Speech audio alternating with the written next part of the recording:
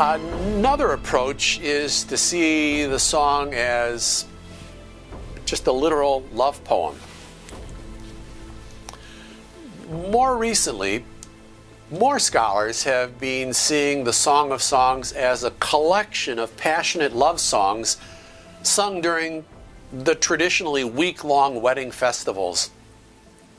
Now, this creates problems for some whose credulity is stretched beyond measure, thinking that to admit profane love poems is to call into question the credibility of the canon. But others see in the Song of Songs praise of God's creative gift of physical love to his image bearers, sort of a commentary on Genesis. Even many of them see this as just sort of a splintered collection, disconnected, not really the result of spirit-breathed revelation. Now, there are parallels with Egyptian love poetry and Syrian wedding ceremonies. So some scholars argue for a sort of a loose collection of love poems. Maria Falk, for example, finds 31 love poems collected for thematic connections rather than plot. Our textbook, Dillard and Longman, favors a loose collection of poems extolling human love. The Masoretic text treats the Song of Songs as a whole, rather than as a mosaic like the Psalms or Proverbs.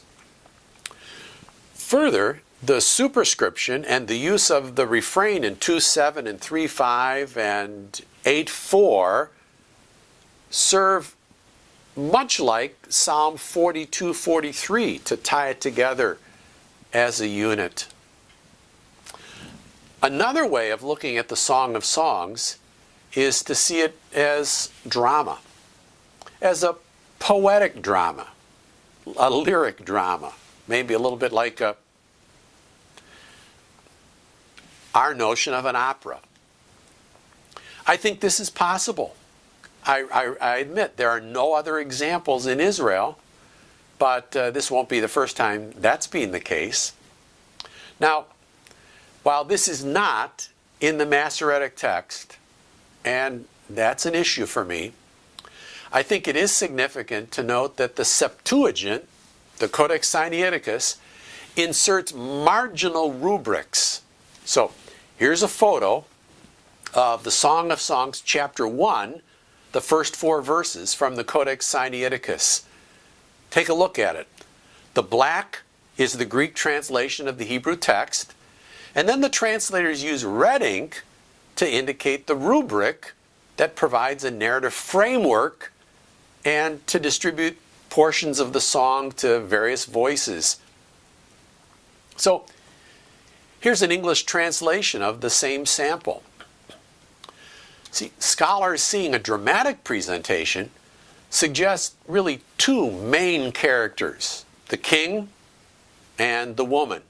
Or maybe 3 characters, the king, the woman, and then her betrothed.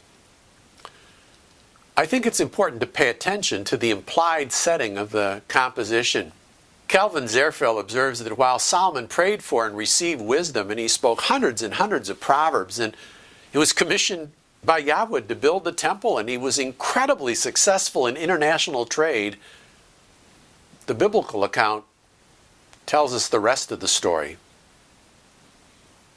There's just an atmosphere of barely bridled lust and power. Pagan values and pagan worship are officially sanctioned. A critical mass appeared not to understand the Yahweh of the covenant. And Yahweh's anointed king was a flesh and bloody sinful man for all his faith. He had a history of maneuvering his Egyptian wife outside the city limits to try to keep Jerusalem holy. 2 Chronicles 8. The harsh levies that he imposed on God's people and the taxation that he enforced in order to maintain his opulent splendor at court was efficient as much as it was hated. in time. His fondness for horses and strange women led him to debauched idolatry. And you can almost hear the chronicler of 1 Kings 11 weeping at the shocking waste made of Solomon's gifted greatness. Old Solomon was a lascivious old king, and he made God angry, says the scriptures. 1 Kings 11:9. Well, got enough literary evidence to indicate that an absolute Oriental monarch was able to satisfy his every whim. King Solomon could stride up and down and across that little holy land like a commanding God. And it's in this setting that the story of the greatest song begins. Refrains mark off 4 sections. Chapter 1, verse 2 to 2:7, and then 2:8 to 3:5, second section, 3:6 to 8:4, and then 8:5 to verse 14. The refrain, I adjure you, O daughters of Jerusalem, by the gazelles or by the hinds of the field, that you will not arouse or awaken my love until she pleases. So, here's an attempt to visualize the story of the song. Act 1, an attractive young woman in love with a shepherd is taken by the king into his harem against her will. Act 2, the Shulamite pines for her betrothed. Act 3, all the king's trappings and clever lines can't shake her love for her betrothed who's looking for her.